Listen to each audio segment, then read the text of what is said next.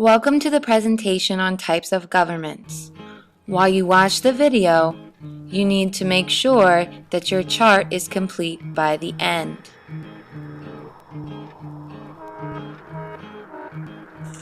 There are two main types of governments: democratic or limited, and authoritarian, which is unlimited.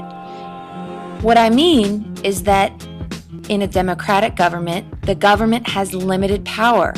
These would be constitutional monarchy, direct and representative democracy. Authoritarian means the government has total power.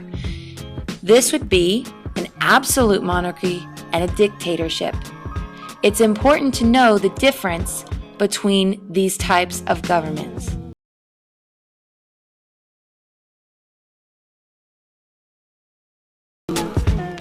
In a direct democracy, people govern themselves by voting on issues directly and individually as citizens. An example of this in history would be the city-states of Athens in Greece that you learned about last year. A modern-day example would be parts of Switzerland. Do you know where Switzerland is in the world?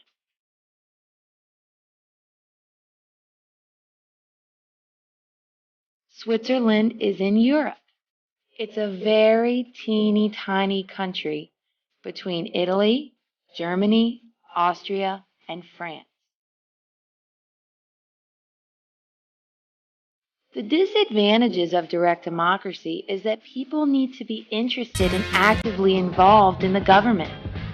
And some people may not take the time to understand complex policies. This type of government works in small communities, but not modern nations like the USA. Another example would be towns in New England, which is a region in the USA. The type of government that we have in the USA is a representative democracy. In this type of government, the people vote for representatives. These are our members of Congress and our president. This gives representatives the responsibility and power to make laws and run the government. By voting, the people, which is us, we give the power to the representatives. These people represent our interests in government.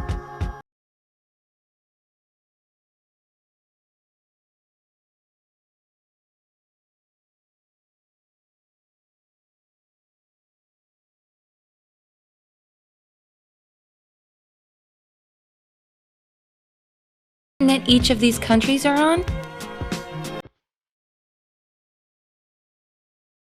If you guessed North America for the USA and Europe for France and Russia, you're correct.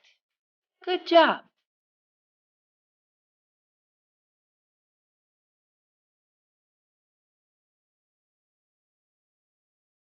Here's the problems with a representative democracy.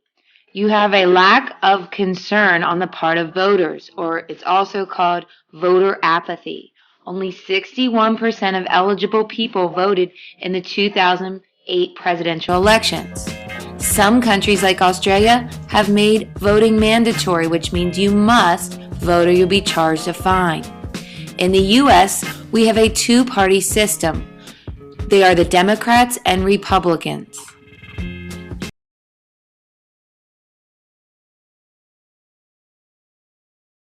The last type of limited government is constitutional monarchy. This is where a monarch inherits the right to rule, but they're limited by a lawmaking body, which is elected by the people. The monarch has a ceremonial role in representing the government.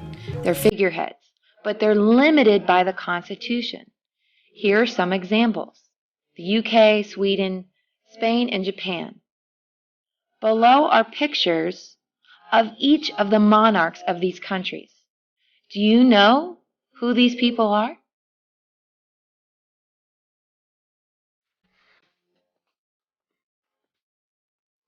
Now, let's move on to unlimited governments. The first is an absolute monarchy. This is where a monarch inherits their position from their father or mother. They have complete and unlimited and unchecked power. They usually claim that they've been chosen by God to rule. Historically, an example would be Louis XIV of France. A current one would be King Abdullah from Saudi Arabia.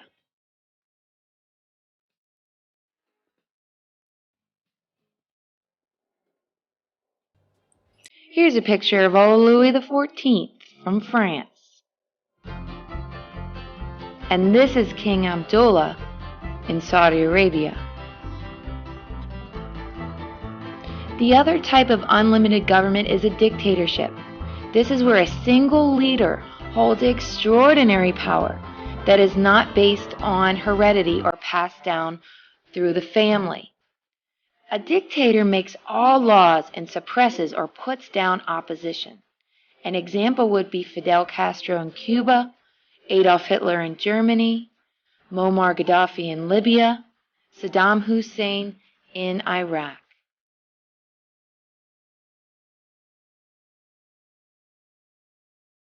Here's Fidel Castro from Cuba.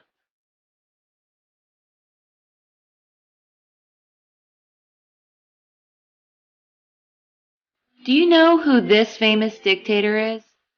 If you do, call him out now. If you said Adolf Hitler, you're correct. The dictator of Germany during World War II. If you know who this famous dictator is, call him out now. If you said Saddam Hussein, the former dictator of Iraq, you are correct. To the right is a list of leaders in the world who call themselves presidents or kings, but in all actuality, they are dictators. Number 1 is Robert Mugabe of Zimbabwe.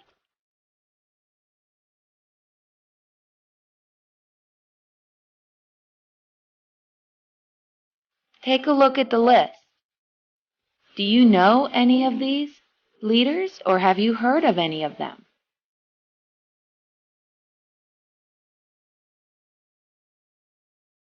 This concludes the presentation on governments for Chapter 3. Take a look at your chart.